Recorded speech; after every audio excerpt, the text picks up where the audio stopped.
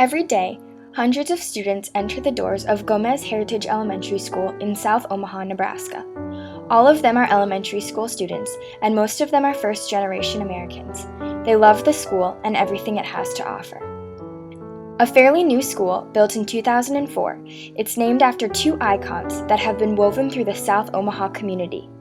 The last part of the school's name represents what South Omaha has stood for many generations: heritage. The Stockyards meatpacking plants opened just south of Omaha in the late 1880s and became a regional meatpacking center just 10 years after its inception. This drew thousands of immigrants to the town to work at the plants. In the beginning, the immigrants were mainly from Southern and Eastern Europe. At the turn of the century, nearly 40% of the residents were involved with the meatpacking industry, and nearly all of them were immigrants. South Omaha quickly became home to Irish, German, Polish, Czech, Italian, Greek, and, most recently, Hispanic Americans. For over a century, South Omaha has epitomized the American dream, serving as a catalyst for bettering the lives of these immigrants. Stories of meatpackers' children going on to become doctors and lawyers are not uncommon among older generations of immigrants. It has served as home to first-generation Americans for decades. It only made sense that a school located in this part of town should have a name that represents all the types of people who have worked at bettering their lives in these surrounding neighborhoods. The first part of the name represents a more recent icon in South Omaha's history. Edward Babe Gomez, a Nebraska hero, is the namesake of the building. In a way, Gomez also symbolizes the American dream. A two-time Purple Heart recipient, Congressional Medal of Honor winner, and South Omaha native, his story of courage, loyalty, and selflessness teaches the children of Gomez School just as much as the teachers inside. Growing up near 27th and Q Streets, Edward Babe Gomez promised his mother, Matiana, a busy homemaker of 13 children, that someday he would buy her her own house. She smiled and nodded, not quite taking his words to heart, and went back to her work. As a young boy, he fully believed in the weight of his words. When he couldn't yet afford a house, he bought her a washing machine and refrigerator by working full-time during the summer as a teenager. Babe Gomez never said things he didn't mean, and he never backed down from a challenge. Even as a boy, he knew, no matter what, he would someday get his mother a house of her very own. The third child of 13, Babe was born in Omaha, Nebraska on August 10, 1932. He was curious, fun-loving, and fearless. Babe had a vibrant personality and a good heart. He never outgrew these childhood qualities and carried them with him to the end of his life. He loved singing, and one of his favorite songs was the popular Cuban song, Quizás, Quizás, Quizás. For the early years of Babe's life, his family only spoke Spanish. His older brother Roberto recalled them being sent home from Highland Elementary because they didn't know English. The Gomezes were by no means wealthy, but they lived a good life, rich with the constant presence of loving family members and great friends. He spent most of his days playing with his many siblings and friends around the Omaha Stockyards, where his father, Modesto, an immigrant from Zacatecas, Mexico, worked at faithfully for 28 years. Dr. Jim Ramirez, a frequent playmate of Babe's, fondly recalls childhood memories of the two of them. Well, we were in the same neighborhood, and he had a big family up the street, and I had a smaller family down the street, and we played together. A lot of times, the area that we grew up in had real tall weeds, and it was next to a dump next to Swift's Packing House, and we used to play in those weeds, and we'd play war, if you will. And I always remember that Babe, and I've told this over and over, used to really die good. You know, when you're playing cops and robbers or this and that, and you shoot somebody and it takes them 3-4 seconds to fall down. He did that really well, and he was such a character. Although Babe's fearlessness was inspiring, it often got him into trouble. One of the things that I remember about Babe is we were sled riding. He lived up the hill, and there was a very steep hill, and we were sled riding, and I was stationed at the bottom of the hill, to warn him if cars were coming. In those days, there weren't a lot of cars because nobody had cars hardly. But here comes Babe down the hill, and here comes a car, and I couldn't stop him. I tried to wave him down, and sure enough, he hit that car and spun around and cut his face pretty badly, which if you see pictures of him, you'll see that scar there. And we both panicked, and he ran up the hill bleeding, and I ran back to my house scared as hell. And the driver wanted to know what he could do, and he just kept going after he saw us both run. But that was the most memorable thing that I remember about Babe. The sledding incident certainly didn't curtail his spunk, which landed him in the state reform school in Kearney, Nebraska, nearly 3 hours away from his home, for stealing someone's bike, taking apart the pieces, and burying it. Leaving South High wasn't easy for Babe. However, it was at the state reform school that he became interested in boxing. His fearless personality, protective instinct, and athletic ability made him an excellent featherweight boxer, allowing him to compete at the Midwest Golden Gloves in Chicago, Illinois in 1947 when he was just 16 years old. During this time, Babe decided that he wanted more adventure in his life, prompting him to enlist in the Marines the day after his 17th birthday on August 11, 1949. He dropped out of the reform school and joined a traveling circus simply because he thought it would be fun. He found out, however, that working with a traveling circus was an extremely difficult job. He lasted only 3 months and then started boxing for the Marine Corps Reserve. The Marines activated his duty 4 months after the Korean War began in 1950. He received infantry training in San Diego, California, and was put into action on April 5, 1951, nearly a year after the conflict began, as an ammo carrier for machine guns in the 18th Reserve Battalion, Company E.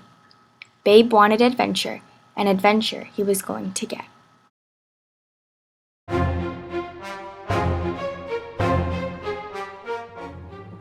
The Korean War officially began on June 25, 1950.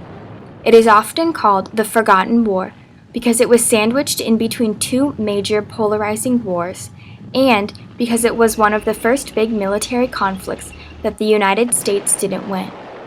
However forgotten it may be, the Korean War was one of the most important wars fought between the West and communism. Only 5 years after the end of World War II, young men once again found themselves in combat. A bitter war in a country filled with rice paddies, rolling hills, and rugged mountains, Korea had been a battleground between China, Japan, and Russia, but it wasn't a particularly strategic area for the United States. Before the war, many Americans had never heard of the country, and even throughout the conflict, some still couldn't have located it on a map. There were 16 different armies from 5 continents that were deployed under the United States command. There were millions of deaths and countless divided families from every corner of the world. Some estimates of death during the war are as high as 10 million, with 3 million civilian deaths and 7 million military deaths. So many exceptional men died in battle, and Private First Class Edward Gomez can be counted among them. Gomez and his gunmate, Oscar Chalo Franco, landed in Korea in April of 1951. They teamed up together because they were the only Mexicans in the company, and they were both assigned duty as machine gun ammunition carriers. Franco says he recalls Babe not remembering much Spanish, but he did know all the words to the Spanish song Quizás, Quizás, Quizás, and sang it often to keep spirits up. For the first 2 months of the tour, they were south of the 38th parallel, which is the dividing line between North and South Korea. In June of 1951, a year after the conflict began, Babe was injured. He suffered a thigh wound near Hanyang, South Korea. He didn't let this bring him down. Babe had a strong sense of loyalty to his men, and eventually he returned to active duty and was promoted to a machine gunner. He received a Purple Heart for his wounds received in action. On September 13, 1951, Easy Company had just been through bloody combat. The battalion won the summit of Hill 749, a necessary and strategic piece of land that was just 40 miles north of the 38th parallel. The men fought with .45 caliber handguns, automatic weapons, and hand grenades, which ultimately proved to be Gomez's demise. On September 14, 1951, the push for Hill 749 resumed on the wooded northern slope where hidden North Korea bunkers had to be knocked out one by one in order to gain control of the hill. Easy Company was in charge of leading this operation. At 8 o'clock in the morning, the Marines attacked the advancing soldiers under a withering barrage of mortar, artillery, and automatic weapons fire. The squad of .30 caliber machine guns, which Gomez was a part of, was facing the advancing riflemen. At one point in the attack, Gomez picked up a grenade that was thrown at the men and landed among the Marines, and hurled it back towards the advancing soldiers. The squad left to meet a counterattack, while Gomez moved down a trench to search for a new location for the machine gun. Another grenade landed in between Gomez and the squad. Without a second thought, Gomez quickly picked up the grenade, pulled it into his stomach, spun his body away from his men, and fell on it. He sacrificed his life for the lives of all of his men without giving a second thought as to his own. Found on Babe's body was a Catholic prayer book, a rosary, 2 religious medals, 15 American cents, a souvenir spoon, brown wallet, an address book, a Marine identification card, and miscellaneous photographs and papers. Chalo Franco was with him when he wrote his final letter home. They found a priest for confession. One of the last things his comrades heard him say was, "If 3rd Platoon can't take this knob hill, nobody can." Even in his final minutes, Gomez was exhibiting his fearless, competitive spirit. Babe must have had some sense of his impending death on that fateful morning. His final letter home rang of the love he had for his friends, family, and country. In the words of a young boy facing death, he made a lasting mark on those who loved him. I'm writing this on the possibility that I may die in this next assault. You will hear about it before getting this letter, and I hope you don't take it too hard. I am not sorry I died because I died fighting for my country, and that's the number one thing in everyone's life, to keep his home and country from being won over by such things as communism. I am very proud to have done what little I have done. Be proud of me, Mom, because even though I'm scared now, I know what I'm doing is worth it. Tell Dad I died like a man he wanted me to be. I hope this doesn't break your heart. I love you. The kids, remind them of me once in a while, and never forget, kids, fight only for what you believe in. That's what I'm fighting for. All of my undying love, Babe. Babe was temporarily buried in the United Nations Military Cemetery in Tangkok, Korea. 4 months later, his body was returned to the United States, and he was laid to rest in St. Mary's Cemetery in South Omaha. Edward Gomez was posthumously awarded a second Purple Heart and the Congressional Medal of Honor, the highest award that can be bestowed upon by the military, awarded for personal acts of valor above and beyond the call of duty. When the Medal of Honor was awarded to Gomez, only 3,414 servicemen had received it since its establishment by President Lincoln during the Civil War. As of today, 3,468 servicemen have received it. There have only been 297 Marines bestowed with this honor, 42 of them whom fought in the Korean War. Only 44 medals have been given to Mexican Americans. Receiving this prestigious award in and of itself is an incredible honor. But for Babe, this honor was not just for him. The award was for his family, his friends, his neighbors, his teachers. The whole South Omaha community was honored by the boy who grew up in its streets and died for his country. Matiano and Modesto refused to travel to Washington, D.C. to receive Babe's Medal of Honor, saying that the triumph that their son gained in death belonged to his hometown, witnessed by his neighbors in the church of his faith. The medal was presented to his parents and the entire South Omaha community in July of 1952 at Our Lady of Guadalupe Church on 23rd and O Street. The church was so crammed with people on the day of his funeral that they spilled outside. Well, when you're young like that, you think you're going to live forever. And so I learned that, if you go to war, you may not live to be an old man. And so it gave me another outlook on death. So I began to think of death as differently that could happen to young people as well as old people, because for many, many years, I never even went to a funeral or knew of anybody that died. And all of a sudden, my best friends had died very young. Although Babe Gomez physically left this world on September 14, 1951, his incredible legacy continues to live on. A street running through South Omaha that goes between 25th and Y and 36th and M Streets was renamed to Edward Babe Gomez Ave in 1973 in his honor. There is a GI Forum Babe Gomez chapter on 20th and N Streets in Omaha, Nebraska. Various plaques and tributes to him are located throughout the entire city and state, including a portrait of him located in the Hall of Justice at the Civic Center, a flagpole dedicated to him at his cemetery, a mural in the state capitol building in Lincoln, Nebraska, and a portrait of him in the South Omaha Boys and Girls Club, as well as many other places. Gomez Hall, which was built to serve as a new utility building, was dedicated to the heroic actions of Private First Class Gomez, a former student at the Reform School in Kearney, for the memory of the boy once sent here by the society for which he later gave his life to preserve. The image of Private First Class Edward Babe Gomez is highly recognizable in South Omaha today. With streets, schools, murals, and more dedicated to him, his memory, his heroic actions, and his legacy will stay alive amongst the streets he used to hang around and play war with his buddies as a kid, ignorant to the fact that one would someday be named for him.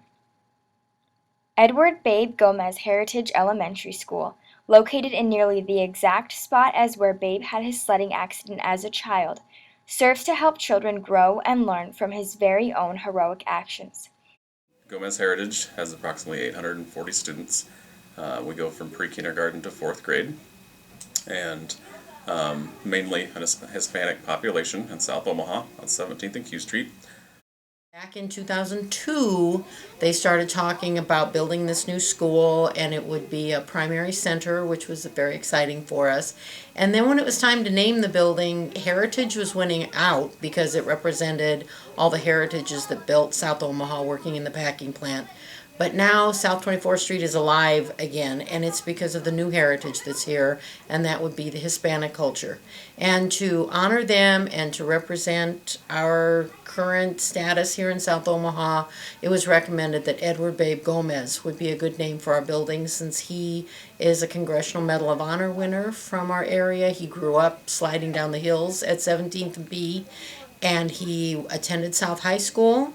And we actually are the first building in Nebraska to be named after a Hispanic member of society. So we're very proud of that.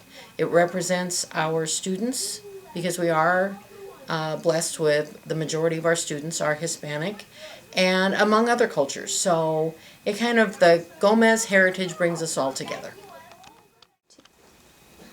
Gus, 4th grade, bravery, because he did a lot of things that other people wouldn't do.